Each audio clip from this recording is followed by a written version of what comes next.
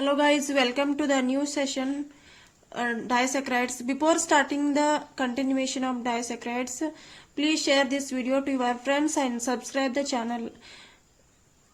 In the last class we have studied about formation of sucrose. It is a disaccharide. In continuation with this disaccharides, today's session is formation of lactose. It is an example for disaccharide. Formation of lactose ಅನ್ನ ಹೇಗೆ form ಮಾಡಬಹುದು ಅಂತ study ಮಾಡೋಣ. Lactose is formed by combination of beta D galactose and beta D glucose. Beta D galactose ಮತ್ತು beta D glucose ಅನ್ನ ಎರಡರಲ್ಲಿ H2O molecule ನ eliminate ಮಾಡಿದ್ರಿ ಅಂದ್ರೆ we will get lactose. And in the reverse way, lactose on hydrolysis which gives two monomeric units. One is beta D galactose and beta D glucose. Lactose ಅನ್ನ hydrolysis ಮಾಡಿದ್ರಿ ಅಂದ್ರೆ ನಮ್ಗೆ 2 monomeric units form ಆಗ್ತಾವ. One is beta D galactose and beta D glucose. Yes, we know the structure of glucose. Glucose structure ನಮ್ಗೆ already ಗೊತ್ತದ. This is a CHO functional group and these 5 carbon atoms. Last one is CH2OH. Right, left, right. We should write OH and remaining are hydrogen. This is the structure of glucose. ಇದನ್ನ ನಾವು ring form ಒಳಗಡೆ ಬರ್ತೀವಿ. That is Haworth structure of glucose. This is beta D glucose. ಇದನ್ನ glucose form ಒಳಗಡೆ ಹೆವರ್ತ್ structure ಒಳಗಡೆ ಈ type ಬರಿತೀವಿ. Ring form ಒಳಗಡೆ ಬರಿತೀವಿ. OH ಗ್ರೂಪ್ ಮೇಲ್ಗಡೆ ಅದ, so it is beta D glucose. OH group ಕೆಳಗಡೆ ಇತ್ತಂದ್ರೆ that is alpha. Here in this case OH group is above this ring, hence it is beta D glucose. OH, H, HOH, OH, and HOH, HCH2OH. This is a Haworth structure of beta D glucose. Beta D glucose ಅನ್ನ beta D galactose ಜೊತೆ combine ಮಾಡಬೇಕು. ಇವೆರಡರ ನಡು reaction ಮಾಡಬೇಕು. Then we will get lactose. Yes, what is the difference in this beta D glucose and beta D galactose? ಎರಡರೊಳಗೂ ಏನ್ difference ಐತಿ ಅಂದ್ರೆ, this is a structure of glucose. Only there is a change in a fourth carbon atom. 1, 2, 3, 4th. ಈ fourth carbon atom ಒಳಗಡೆ HOH group changes ಇರ್ತಾವ. OH ಈ ಕಡೆ ಬರ್ತದ, H ಈ ಕಡೆ ಬರ್ತದ. That is the only change. How we can write CHO 1, 2, 3, 1, 2, 3, 4, 5 and 6. Last one is CH2OH. This is the first carbon and second carbon is OH, H, and third is H and OH. Fourth ಒಳಗಡೆ ಏನದಲ್ಲ ಅಲ್ಲಿ changes ಆಗ್ತದೆ. ನಮ್ಗೆ H ಈ ಕಡೆ ಬರ್ತದ, OH ಈ ಕಡೆ ಬರ್ತದ. Then the fifth carbon is OH and H. It is same as it is. Only there is a change in a fourth carbon atom. There is a flipping of these groups H and OH. H right ಇದ್ದದ left ಇದ್ದದ ರೈಟಿಗೆ ಹೋಗ್ತದ, OH right ಇದ್ದದ ಲೆಫ್ಟಿಗೆ ಹೋಗ್ತದ. Only ನಮ್ಗೆ fourth carbon ಒಳಗಡೆ changes ಅದ. So it is this is glucose. ಇದು glucose structure. This is galactose. Only there is a change in this fourth carbon atom. ಇದನ್ನೊಂದು ಈಸಿ ಟ್ರಿಕ್ ನೆನ್ಪಿಟ್ಕೋಬಹುದು ನೀವು. ಓನ್ಲಿ ಫೋರ್ತ್ ಕಾರ್ಬನ್ ಒಳಗಡೆ HOH ಫಂಕ್ಷನ್ ಗ್ರೂಪ್ ಏನದಲ್ಲ ಅವು HOH groups change ಆಗ್ತಾವ, flip ಆಗ್ತಾವ. ಇದಕ್ಕೆ ನಾವು ಗ್ಲೂಕೋಸ್ ಇಂದ ಗ್ಯಾಲಾಕ್ಟೋಸ್ ಅನ್ನ ಈಸಿಯಾಗಿ ಕನ್ವರ್ಟ್ ಮಾಡಬಹುದು.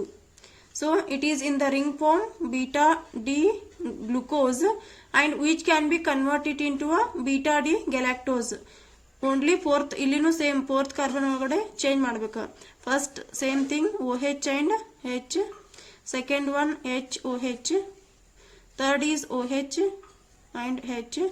ಫೋರ್ತ್ ಕಾರ್ಬನ್ ಒಳಗಡೆ ಅಂದ್ರೆ ದಿಸ್ ಈಸ್ ಫೋರ್ತ್ ಕಾರ್ಬನ್. ಈ ಫೋರ್ತ್ ಕಾರ್ಬನ್ ಆಟಮ್ ಒಳಗಡೆ ನಾವು ಏನ್ ಚೇಂಜ್ ಮಾಡ್ಬೇಕಪ್ಪ ಅಂದ್ರೆ H ಇದ್ದದ ಮೇಲ್ಗಡೆ ಇದೆ, OH ಕೆಳಗಡೆ ಇದೆ. ಇಲ್ಲಿ H ಕೆಳಗಡೆ ಬರ್ತದ, OH ಮೇಲ್ಗಡೆ ಬರ್ತದ. So this is H and CH2OH. Only there is change in this fourth carbon atom. This is the first carbon, second, third, and this is the fourth. This is fifth and this is the sixth. So this is the first carbon atom. 1, 2, 3, 4, 5 and 6. Fourth carbon ಒಳಗಡೆ ಏನು HOH group ಇದಿಲ್ಲ ಅದನ್ನ ಅಷ್ಟೇ change ಮಾಡಿದ್ರಿ ಅಂದ್ರೆ glucose ಇಂದ ಗ್ಯಾಲಾಕ್ಟೋಸ್ ಆಗಿ convert ಮಾಡಬಹುದು. This is a beta D glucose and this is a beta D galactose. In this way we can convert glucose into galactose.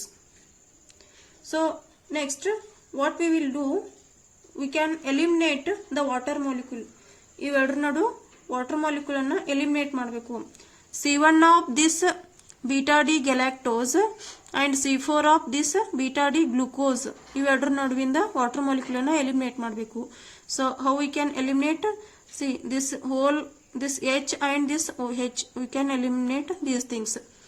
H ಮತ್ತು OH ಆಗಿ H2O ಆಗಿ ಎಲಿಮಿನೇಟ್ ಆಗುತ್ತೆ. ಎರಡು H ಅದಾವ ಒಂದು O ಐತಿ. So it will be eliminated as a minus H2O.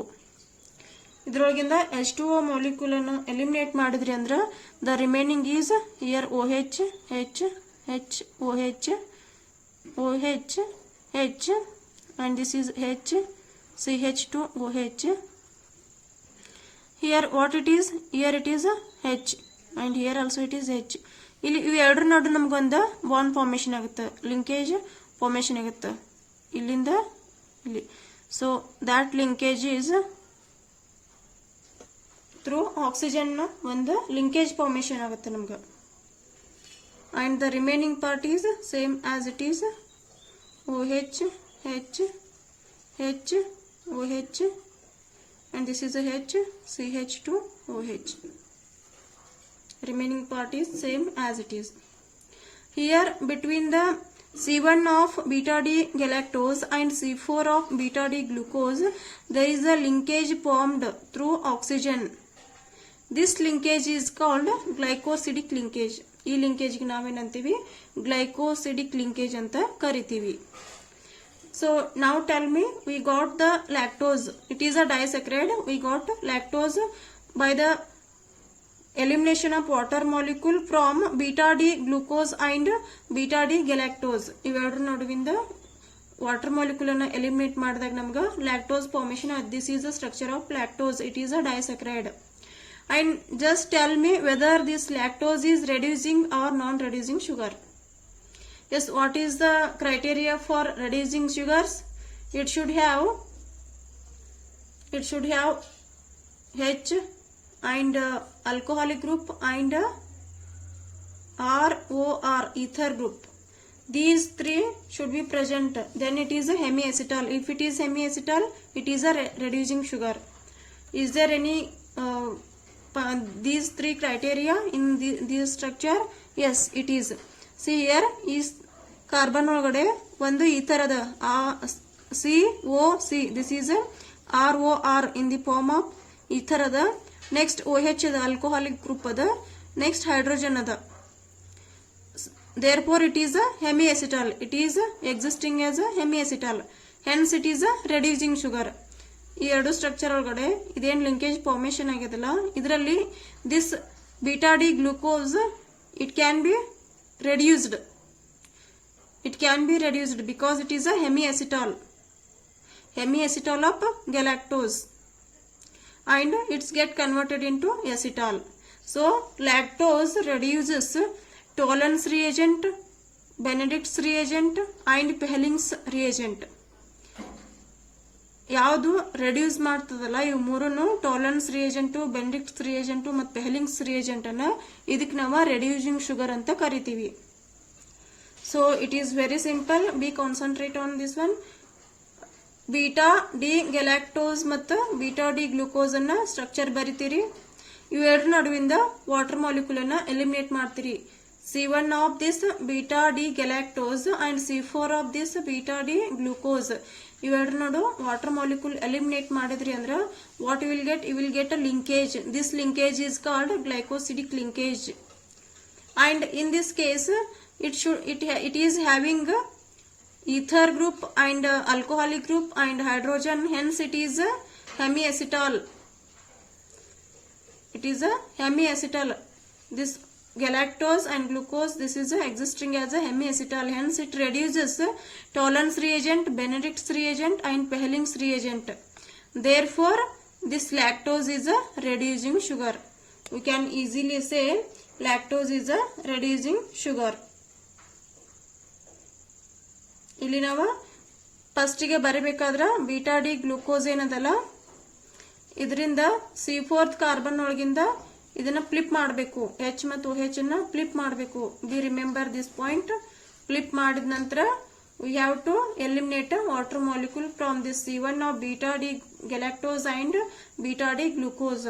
Then we got this lactose. Whether the lactose is reducing sugar or non reducing? Yes, it is a reducing sugar because it is a hemiacetal and it reduces Tollens, Benedict's and Pehlinger's reagents. Yes, is it clear? Then we move towards one more disaccharide, maltose. Yes, how to form this maltose? Formation of maltose. Maltose is formed by alpha D glucose and alpha D glucose. Maltose on hydrolysis, which gives two monomeric units. Those are alpha D glucose and alpha D glucose. Maltose anna hydrolysis ಮಾಡಿದ್ರಿ ಅಂದ್ರೆ two monomeric units, sugar units form ಆಗ್ತಾವ. One is alpha D glucose and another one is same alpha D glucose. ಎರಡು monomeric units form ಆಗ್ತಾವ maltose ಅನ್ನ hydrolysis ಮಾಡಿದ್ರಿ ಅಂದ್ರೆ. ಇದನ್ನ ನೀವು ಅಲ್ಫಾ ಡಿ ಗ್ಲೂಕೋಸ್ ಮತ್ತು ಅಲ್ಫಾ ಡಿ ಗ್ಲೂಕೋಸ್ ತಗೊಂಡು ಇದರೊಳಗಿಂದ ವಾಟರ್ ಮಾಲಿಕ್ಯೂಲ್ ಎಲಿಮಿನೇಟ್ ಮಾಡಿದ್ರೆ ಅಂದ್ರೆ you will get back maltose. So ಇದು ಹೆಂಗ್ ಗೊತ್ತಾಗ್ತದೆ ಅಂದ್ರೆ it is only through experiment. We can not say simply. Already experiment ಅಲ್ಲಿ ಮಾಡಿಟ್ಟಿರ್ತಾರ scientist. We are studying here. ಇದನ್ನ ಎಕ್ಸ್ಪೆರಿಮೆಂಟ್ ಅಲ್ಲಿ ಮಾಡಬಹುದು. So this is the structure of alpha D glucose. Because OH group ಕೆಳಗಡೆ ಐತಿ ಇಲ್ಲಿ, ಅದಕ್ಕಿದ alpha. If it is beta, OH group ಮೇಲ್ಗಡೆ ಇರ್ತಿತ್ತು. And this is a Haworth structure of glucose, that is alpha D glucose. It is a 6-membered ring. It is a Haworth structure of alpha D glucose. And this is same alpha D glucose the ಇನ್ನೊಂದು molecule, because one sugar unit alpha D glucose ಮತ್ತು one more sugar unit alpha D glucose combine ಆಗಿ ನಮಗ maltose formation ಆಗ್ತದ. How it will takes place? See here, this is 1, 2, 3, 4, 5, 6. Here also 1, 2, 3, 4, 5 and 6. Total 6 the carbon atoms. Illi C1 of this alpha D glucose and C4 of this alpha D glucose ಒಳಗಿಂದ water molecule ಅನ್ನು eliminate ಮಾಡಿದ್ರೆ ನಮಗ ಒಂದು linkage ಬರ್ತದ. That linkage is called glycosidic linkage. See here, you have to eliminate the water molecule. Yes, by eliminating this water molecule, what we got here? Here, this linkage. ಈ linkage ಅನ್ನು ನೀವು ಈ type ಬರಿಬಹುದು. Just this is a H and this is H. ಇದು remaining part ಅದ. So ಈ ಟೈಪ್ನು ಬರಿಬಹುದು ನೀವು. ಇದನ್ನು ನಾವು ಬಾಂಡ್ ತೋರಿಸೋ ಸಲುವಾಗಿ ಈ ಟೈಪ್ ಬರ್ದೇವಿ. Here there is a linkage formed between two monomeric units of alpha D glucose. This linkage is called alpha linkage, alpha glycosidic linkage. This linkage is called alpha glycosidic linkage.